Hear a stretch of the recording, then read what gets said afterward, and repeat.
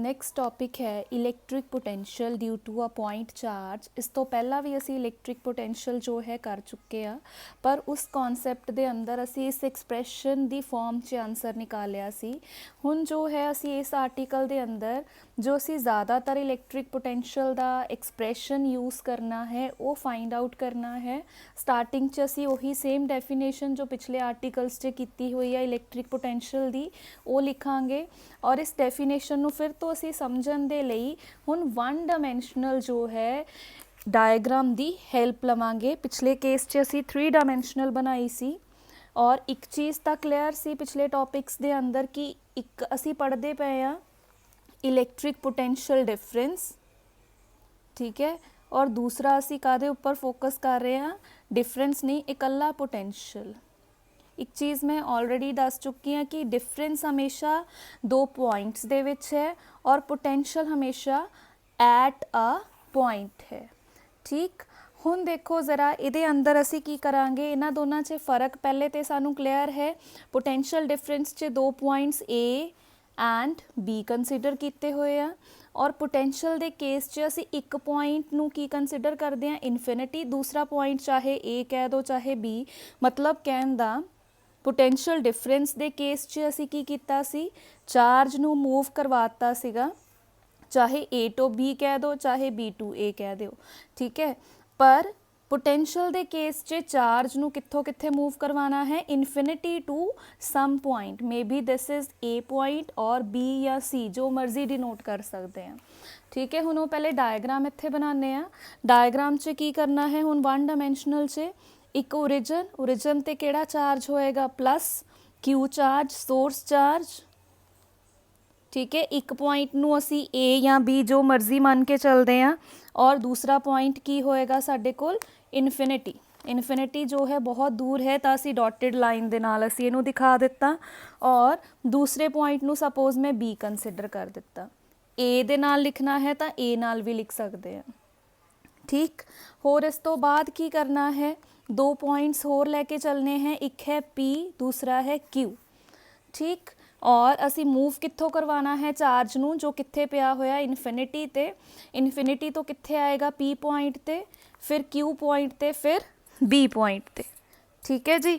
ਹੁਣ ਅਸੀਂ ਕੀ ਕਵਾਂਗੇ ਕਿ ਚਾਰਜ ਸਪੋਜ਼ ਇਨਫਿਨਿਟੀ ਤੋਂ ਮੂਵ ਹੋ ਕੇ Q0 ਤੇ ਆ ਗਿਆ, ਫਿਰ ਜੋ Q0 ਚਾਰਜ ਹੈ P ਤੇ ਆ ਜਾਏਗਾ, ਫਿਰ Q ਤੇ ਜਾਏਗਾ। ਅਸੀਂ ਫॉर ਦੀ टाइम P ਤੇ ਲੈ ਕੇ ਚੱਲੇ।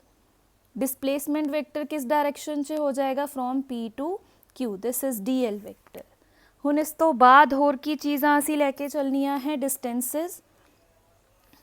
ओरिजिन तो B पॉइंट का डिस्टेंस है RB, ओरिजिन तो P पॉइंट का डिस्टेंस है सपोज R।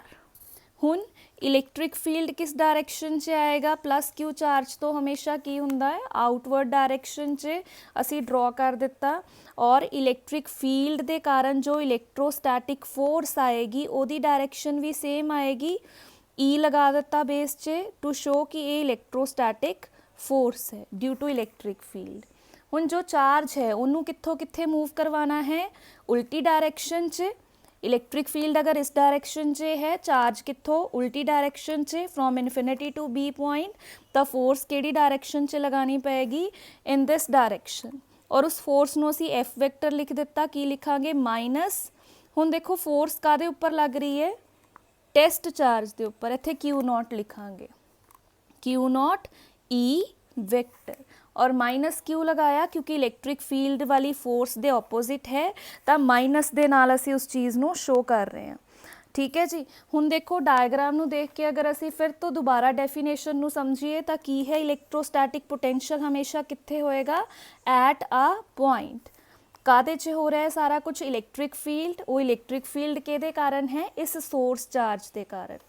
कादे बराबर होएगा यह, amount of work done. Work done की गल क्यों कर रहे हैं, क्योंकि जो चार्ज है उन्होंने असी किसी इनफिनिटी तो दूसरा पॉइंट है उत्थे लैके आ रहे हैं चार्ज नूं, और अगर चार्ज मूव कर रहा किहदी हैल्प नाल कर रहा, फोर्स की हैल्प नाल, तो नैचुरली है वर्क डन होएगा ना, क्योंकि वर्क डन के केस च फोर्स चाहिए है तो डिस्प्लेसमेंट है। तो असी की क्या, अमाउंट ऑफ वर्क डन किहदे उपर लग रहा है, यूनिट पॉजिटिव टेस्ट चार्ज, उही मूव हो रहा है ना, इन मूविंग इट, कित्थों कित्थे तक मूव हो रहा, from infinity to that point मतलब दिस बी पॉइंट, अगेंस्ट, कादे अगेंस्ट जा रहे हैं, इलेक्ट्रोस्टैटिक फोर्स, जो कादे कारण है, इलैक्ट्रिक फील्ड दे कारण है। ठीक है जी, ये हो गई डायग्राम। उस तो बाद असी कवांगे फ्रॉम दी डेफिनेशन की चीज़ हो जाएगी, पोटेंशियल दा फॉर्मूला असी की निकाल लिया, इनफिनिटी वर्क डन कित्थों कित्थे है, इनफिनिटी टू बी पॉइंट, कादे ऊपर है, unit positive test charge, this is from definition. हुण उस तो बाद असी वर्क डन देखो पहले किहदे केस च कड्डांगे, स्मॉल पाथ P2Q, फिर टोटल पाथ लिए उन्होंने की कर देंगे, इंटीग्रेट कर देंगे। Work done in case of small path DW दे नाल लिखिया, कादे बराबर होएगा, फोर्स इनटू डिसप्लेसमेंट। हुण देखो फोर्स कितनी है, एक्सप्रैशन असी कित्थों देख लिया डायग्राम च, -Q0E, ए वाली फोर्स नहीं कंसिडर करनी क्योंकि डेफिनेशन च असी गया अगेंस्ट मूव करवाओ, तो इस फोर्स नू कंसिडर करांगे तो DW की आ जाएगा -Q0E vector dot DL vector. हुण डॉट प्रोडक्ट देखते हैं, एंगल देखते हैं, इलैक्ट्रिक फील्ड इस डायरैक्शन च है और डिसप्लेसमेंट वैक्टर इस डायरैक्शन च, एंगल कितना होएगा 180 डिग्री, और इनू असी किद्दां लिख दांगे, DW is equal to -Q0E DL cos 180 degree, cos 180 कितना होंदा है -1, एक माइनस पहले चल रहा है, एक माइनस होना आ जाएगा, माइनस माइनस प्लस हो गया, DW is equal to Q0E DL। हुण सानू इलैक्ट्रिक फील्ड का एक्सप्रैशन ऑलरेडी आंदा है, असी लिख देंगे we know that electric field is equals to 1/4πε0 into source charge divided by r²। इनू असी इत्थे सबस्टिट्यूट कर देंगे, DW की आ जाएगा साडे कोल, जो साडे कोल पहले एक्सप्रैशन चल रहा है उन्होंने फिर दोबारा देख लेने, Q0 है तो DL नाल की लिख देना, E लिख देना, की आ जाएगा साडे कोल, Q0 पहले चल रहा है, E का एक्सप्रैशन असी इत्थे लिखिया 1/4πε0 Q/r² और नाल चल रहा है DL। हुण इनू देखो ज़रा किस तरह रीअरेंज करके लिखते हैं, Q0 नू इकट्ठा 4πε0 इंटू 1/r² DL। हुण फिर तो टोटल निकालना है, टोटल वर्क डन नू असी किस तरह लिख रहे हैं, infinity to B point, integrate करता फ्रॉम किस पॉइंट तो किस पॉइंट तक, इनफिनिटी तो बी पॉइंट तक, Q0 अपॉन 4πε0 1/r² DL। ठीक है जी, हुण इस तो बाद की आ जाएगा, जो चीज़ आ कॉन्सटेंट है उन्होंने इंटीग्रेशन तो बाहर लिख लांगे, अंदर बचया इनफिनिटी, बी पॉइंट का डिस्टेंस कितना है RB 1/r² DL। फिर वही चीज़ जो पिछले आर्टिकल से की है, DL की जगह ते की लिखोगे -DR, सेम वही जो असी ये एक्सप्लेनेशन देवांगे कि डिसप्लेसमेंट वेक्टर जो है वो इस डायरैक्शन से है, और अगर DR असी कंसिडर करना है तो वो डिस्टेंस जिहड़ा है इस डायरैक्शन से होएगा, क्योंकि डिस्टेंस हमेशा ओरिजिन तो मेजर होंदे आ इस डायरैक्शन से, पर डिसप्लेसमेंट वेक्टर ऑपोजिट डायरैक्शन से है, तो दोनों दे विच की रिलेशन हो जाएगी, DL का दे बराबर हो जाएगा -DR दे बराबर, तो असी इत्थे लिख देंगे -DR। ठीक है, माइनस नू मैं बाहर लिख दिता, Q0 upon 4πε0 infinity to RB r⁻²DR। इनू फिर सॉल्व करना है, सेम वही फॉर्मूला जो पिछले आर्टिकल से लिखा सी। ठीक है, की आ जाएगा -2 + 1, पावर एक इंक्रीज करता और डिनोमिनेटर से जो पावर है वो लिख देती, इनफिनिटी टू RB लिमिट। ये असी कादा एक्सप्रैशन निकाल रहे हैं, वर्क डन का।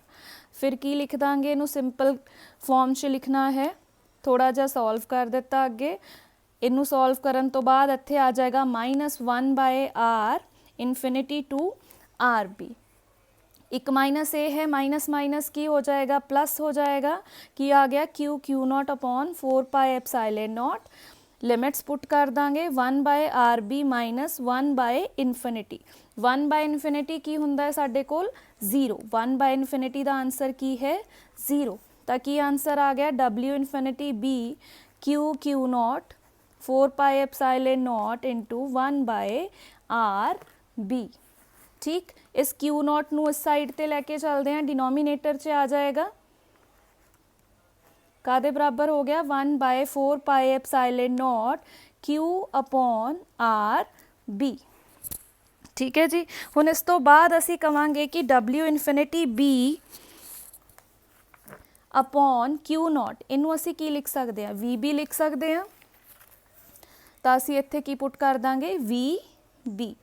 ਇਹਦਾ एक्सप्रैशन आ गया 1 by 4 pi epsilon naught Q upon R P. तो ये एक्सप्रैशन असी लर्न करना है कि पोटेंशियल का एक्सप्रैशन की है 1 by 4 pi epsilon naught Q upon distance. ठीक है, डिस्टेंस बिटवीन केदे विचला डिस्टेंस है, स्क्वायर नहीं आएगा पोटेंशियल च, एक चीज़ का ध्यान रखना है, कादा डिस्टेंस है R B, distance between source charge and any point, जिस पॉइंट के उपर की फाइंड करना है, पोटेंशियल फाइंड करना है असी, क्योंकि देखो पोटेंशियल हमेशा की हुंदा एट अ पॉइंट, वो पॉइंट केड़ा है बी पॉइंट इस केस च है, किसी होर केस च कोई होर भी पॉइंट हो सकता है, तो असी कवांगे ये हैगा जदों असी बी पॉइंट की गल कीती। इन जर्नल अगर असी पोटेंशियल का फॉर्मूला याद रखना है तो V इज इक्वल्स टू असी लिखांगे की कंक्लूजन आया पोटेंशियल के फॉर्मूला च Q अपॉन R। इन जर्नल अगर असी कहिए कि सानू B पॉइंट नहीं है, सिंपल कोई भी पॉइंट है, तो इत्थों असी कंक्लूजन कढ़िया कि ये आंसर आ रहा है। ठीक है, इलैक्ट्रिक फील्ड ते पोटेंशियल च देख लो की फर्क है, 1 by 4 pi epsilon naught Q upon R square. ये लर्न करन दा मैथड है, ये नाल नहीं लिखना, सिर्फ मैं कंपैरिजन दस रही हाँ कि दोनों फॉर्मूलास च फर्क की है। इलैक्ट्रिक फील्ड के केस च डिनोमीनेटर च आर स्क्वायर सी, पोटेंशियल के केस च डिनोमीनेटर च की है आर है। इस तरह तुसी ये पोटेंशियल के फॉर्मूला नू लर्न कर सकते हो। इलैक्ट्रिक फील्ड का फॉर्मूला लिखना नहीं है, सिर्फ असी कंपैरिजन देख रहे हैं कि दोनों च की फर्क है। पोटेंशियल के केस च डिनोमीनेटर च कला आर, इलैक्ट्रिक फील्ड के केस च डिनोमीनेटर च की चल रहा है, स्क्वायर ऑफ आर चल रहा है। ठीक है, उस तो बाद ये यूनिट्स भी लिखे जा सकते हैं पोटेंशियल के। यूनिट्स अगर पोटेंशियल के असी देखने हैं तो देखो पोटेंशियल का सिंपल असी स्टार्टिंग च फॉर्मूला की किया होया, वर्क डन नू चार्ज दे नाल डिवाइड किया, तो की यूनिट्स होंगे पोटेंशियल के, वर्क डन के यूनिट्स की होंगे है जाउल, और चार्ज दे यूनिट की है कूलम है। तो असी की लिख देंगे कि वो जो है साडे कोल यूनिट ऑफ पोटेंशियल की है जाउल पर कूलम, और इनू असी की बोल दिन्ने आ 1 वोल्ट बोल दिन्ने आ।